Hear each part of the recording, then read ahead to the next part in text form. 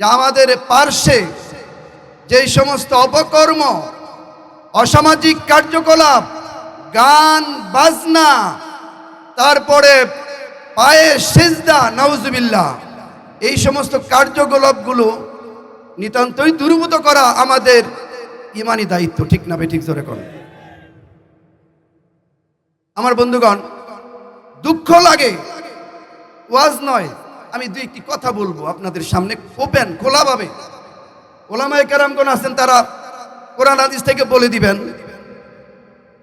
এই যে আমার পূর্বে মাদ্রাসার হুজুরে বলে গেছে, এই যে আমাদের বড় ভাই কারি সাহেবের শ্রদ্ধাভাজন আব্বা মরহুম আব্দুল মজিদ সাহেব, আমার জ্যাঠা, উনি আমার মনে আছে সুন্দরভাবে উনি এদেরকে ডেকে এনে বলেছেন যে তোমরা এই কাজ ছেড়ে দাও, ইসলামে এই কাজের কোনো ভিত্তি নেই, গান বাজনা ইসলামে হারাম।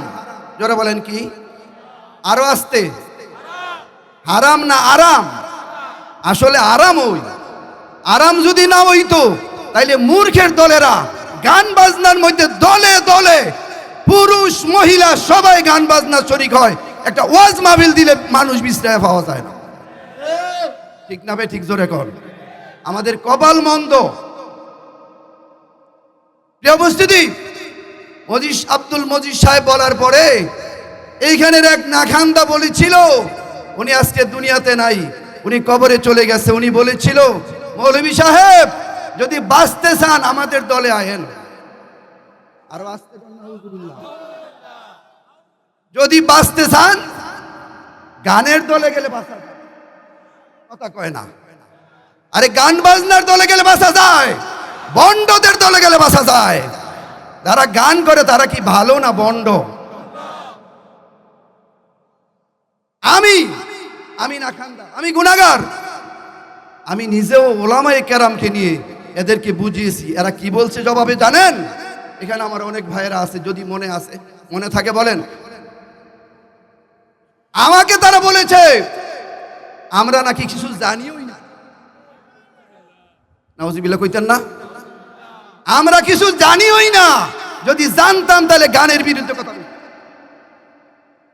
আমি জানি না, আলেম ওলামারা জানে না, কথা কয় না। আর এই দেশের আলেম ওলামারা কি অজ্ঞান না জ্ঞানী? এরা কি কিছু জানে না? হ্যাঁ, কোরআনের ভাষায় আসেন, আলেম ওলামারা জানে না, শয়তানরা বেশি জানে। ঠিক না বে? ঠিক করে কোন? মিয়া, আজাজিল শয়তান, উনি ছিল মুআল্লিমুল মালাইকা, ফেরেশতাদের সর্দার ছিল। কাদের সর্দার? আরে শয়তান ছিল কাদের সর্দার?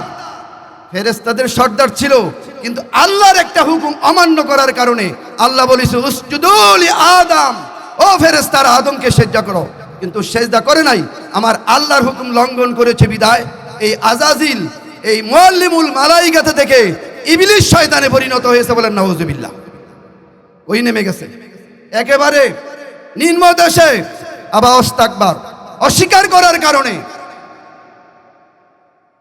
প্রিয় উপস্থিতি, আমার পাশে তারা।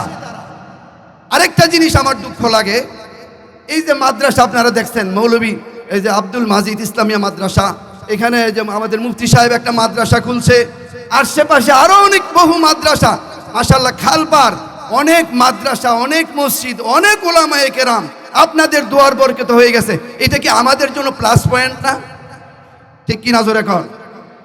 এই মাদ্রাসা রেখে আমার দুঃখ লাগে যে হেরা গভীর রাত হইলে সন্ধ্যা থেকে শুরু করে একটু দোয়া কালাম পড়ে, হ্যাঁ, জিকির আজকার করে, দোয়া করে তবারক খেয়ে গভীর রাত্র হলে এই যে ঢোলকারা গান বাজনা শুরু করেও এই রাত্রে আর নাউজুবিল্লাহ ঘুম হারাম।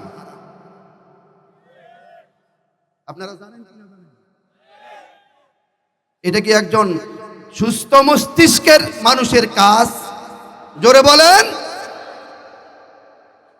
আমার প্রিয় উপস্থিতি, দুঃখ লাগে এত উলামায়ে কেরাম এলাকার থাকতে, এত মসজিদ মাদ্রাসা, এত জ্ঞানী গুণী থাকতে, এরা কিছু স্বল্প সংখ্যক কিছু লোক একসাথে জড়ো হয়ে এই নাফরমানিমূলক একটা কাজ অসামাজিক একটা কাজ, গান বাজনা যেটা হারাম সেইটাকে তারা আবার দলিল দেয় সেটা নাকি আবার জায়েজ, নাউজুবিল্লাহ। আবার এইরকম একটা কাজ সমাজে তারা কেমন করে করে এটা তো আমার বুঝে আসে না অন্তত। আজকে দেখেন আপনারা, এই যে দূর দারাজ থেকে যারা এখানে শরিক হয়েছেন, মূলত আমাদের ইমানি তাগাদা এইখান থেকে যেমনি করে হোক আমরা এই অসামাজিক কাজ, এই গান, এই বাজনা, এই শরীয়ত বিরোধী কাজ আমরা এখান থেকে দূরীভূত করবই করব ইনশাআল্লাহ। আপনারা রাজি আছেন না নাই? আমরা কি আলেম ওলামার সাথে আছি না নাই? আমরা কি কোরআন হাদিসের পক্ষে না বিপক্ষে? আল্লাহর কসম করে বলছি, এইখান থেকে যদি আমরা এই শপথ করে যেতে পারি, আমরা আমাদের গায়ে এক ফোঁটা রক্ত থাকতে আমাদের এই পার্শ্বে আমরা এই অসামাজিক কার্যকলাপ হতে দেব না, দেব না, দেব না ইনশাআল্লাহ। হ্যাঁ, যাওয়ার কথা হুজুর, কি যাওয়ার কথা? এই হুজুর তো আমার আরো কাছে, এই মুফতি সাহেব আমার চেয়ে আরো কাছে। তত আমি কানের মধ্যে একটু তুলা দিয়া বা কি বলে যে গামছা ফেসাইয়া, খেতা ফেসাইয়া একটু শুইতে পারি, কিন্তু এই মুফতি শব্দ উনি আবার একটা সুবিধা আছে, উনি শ্বশুর বাড়ি যাইতে পারবো। কি বলেন? উনি ওই রাত্রে উনি শ্বশুর বাড়ি এলাকা পার। আপনারা যারা অত্র এলাকায় আছেন, আপনারা তো বুঝেন, যাদের একটু পরিমাণ কাণ্ডজ্ঞান থাকে তারাও তো বুঝে। আরে যে হেও তো বুঝে যে গান বাজনা এটা শরীয়তে নাই। কি বলেন, বুঝে না ভাই? আচ্ছা, এই গান বাজনার মধ্যে আমার কিছু সংখ্যক মা বোনেরা যায়। কিরে যায় জানেন? এখানে একটা খাওয়ার আয়োজন আছে। হ্যাঁ, তারপরে আমাদের মা বোনদের অবস্থা কি জানেননি? খালি গান বাজনা না তো, এইখানে যদি একটা খেলা হয়, ফুটবল, তারপরে ওই যে কিনার একটা ক্রিকেট খেলা হলে মা বোনেরা বাড়ি ঘরের রান্না বাড়া থুইয়া তালাবেন্দা দিয়া, স্বামী খাইছে কি খাইছে না, স্বামীর কথা শুনতে হবে কি হবে না, এইগুলা দেখার কোনো প্রয়োজন নাই। এরা দলে দলে জড়ো হয় গিয়ে ওই মজমার মধ্যে। নাউজুবিল্লাহ কইতেন না? যাক, আমি আমার মা বোনদেরকে দূরছি না, এটা জ্ঞানের অভাব, তাদের নলেজ কম। আচ্ছা, আমি মা বোনদেরকে ও মা বোনেরা, মা বোনদের কোনো ফিল লাগে না? কথা কয় না? মা বোনদের ফিল লাগেও? মা বোনদের একটা ফিল আছে। জোরে বলেন, মা বোনদের একটা কি আছে? ও আমার মা বোনেরা, আপনারা সম্মানিতা, আপনারা আমার মা, আপনারা আমার বোন, আপনাদের বড় পীর, সবচেয়ে বড় পীর যিনি, উনি হলেন আপনার স্বামী। আরো আসতে কোন মহিলাদের পীর কে? বন্ড পীর কে? পীর? আরে যেই স্বামী পীর, এই পীর, এই স্বামী রেখে মহিলার আরেকটা পীর ধরা, তাদের হাতে হাত রাখা, তাদের পায়ে চুম্বন, নাউজুবিল্লাহ, হ্যাঁ, তাদের কথা শোনা, এই মহিলারা কি কোনোদিন জান্নাতের ঘ্রাণ পাবে? আরো জোরে কন। ও মা বোনেরা, এই অবস্থা থেকে ফিরে আসেন। আমার বাবারা, ভাইয়েরা, আমি আপনাদের পায়ে হাত রাখলাম, হাতে হাত রাখলাম। আমার এলাকা, আমার সমাজ, আপনারা আমার ভাই, আমার ভাতিজা, আমার বন্ধু, আমার কি, ঠিক কিনা জোরে কন। আমি অনুরোধ করব, আমি যেটা বুঝি না আমাকে বুঝাই দেন। আপনারা যা বুঝেন না, ওলামায়ে কেরামের কাছ থেকে আসুন, আমরা বুঝে নেই। ওলামায়ে কেরামগণ যা বলে আমরা তা মেনে নেই, তাইলেই মূলত আমাদের শান্তি। ঠিক কিনা জোরে কন। আমরা ইসলাম মানি, ইসলাম আমাদের ধর্ম, আল্লাহ আমাদের রব, মুহাম্মদ সাল্লাল্লাহু আলাইহি ওয়াসাল্লাম আমাদের নবী। আমরা যদি বাঁচতে হয় আল্লাহর হুকুম মেনে, নবীজির তরিকা মোতাবেক, ইসলাম ধর্মের উপরে টিকে থেকে এই পৃথিবী থেকে বিদায় হলেই আমাদের দুনিয়াতে শান্তি, পরকালে মুক্তি। ইন্নাল্লাযীনা আমানু ওয়া আমিলুস সালিহাত। ঠিক না ভাই? ঠিক জোরে কন আমার ভাইরা। তো যাই হোক, আমি আর কথা লম্বা করছি না, ওলামায়ে কেরামগণ এখানে আছেন, তারা কথা বলবেন। আর যারা এই কাজের সাথে জড়িত ছিলেন তারা অবশ্যই শুনছেন।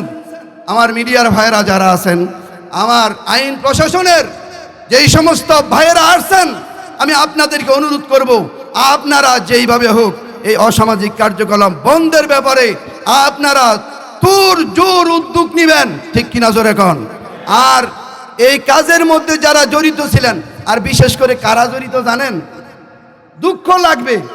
ওই যে বলছে কারা, বেশিরভাগ ভ্যান গাড়ি চালক, রিক্সা চালক, হ্যাঁ, এদের পয়সা অনেক বেশি না ভাই? আরে শোনেন, দুঃখের সময় নাই, দুঃখে আমার হৃদয়টা ফেটে যাচ্ছে। সারাদিন ভ্যান চালিয়ে, রিক্সা চালিয়ে 500 টাকা কামাই করে তুমি নামাজ পড়ো না, তুমি তোমার মা বাবাকে খাওয়াও না, তুমি ওইখানে গিয়ে টাকা 200, 100, 300, 500 টাকা সারাদিন বসে থেকে খরচ করো। এ মিয়া, এই খরচ তোমার জাহান্নামে যাওয়ার কারণ হবে। ওই খাসি দেয়, গরুর মাথা, খাসির মাথা, ঈসার মাথা, মুরগির মাথা, ঠিক কিনা জোরে কোন? আর এইগুলো আসলে কোরআন হাদিসে এগুলি কোনো ভিত্তি নেই। হ্যাঁ, আলেম ওলামাদেরকে আপনারা মহব্বত করেন। ইয়া আইয়ুহাল্লাযীনা আমানুত্তাকুল্লাহ, আল্লাহ বলছেন হে ঈমানদারেরা আল্লাহকে ভয় করো। কাকে? জোরে কোন, কাকে? আল্লাহর ভয় ভীতি অন্তর পয়দা করেন, নামাজ পড়েন, রোজা রাখেন, হজ করেন, যাকাত দেন, সত্য কথা বলেন, অন্যায় অপরাধ ছেড়ে দেন। অকুনু মাস সাদিকিন, আরেকটা কাজ হলো সত্যবাদীদের সঙ্গী হন। ঠিক না ভাই? ঠিক জোরে কোন, কাদের সাথী হব? আরে কাদের সাথী হব? আলেম ওলামাদের। কাদের? আমরা আলেম ওলামাদের সঙ্গী হব, সত্যবাদীদের সঙ্গী হব, আল্লাহ ওয়ালা যারা, নবী ওয়ালা যারা, সাহাবায়ে কেরাম ওয়ালা যারা, আমরা তাদের সঙ্গী হব। তাইলে আমাদের দুনিয়াতে শান্তি, পরকালে মুক্তি। আল্লাহ আমাদের সবাইকে কথাগুলো বলার উপরে আমল করার তৌফিক দান করুক।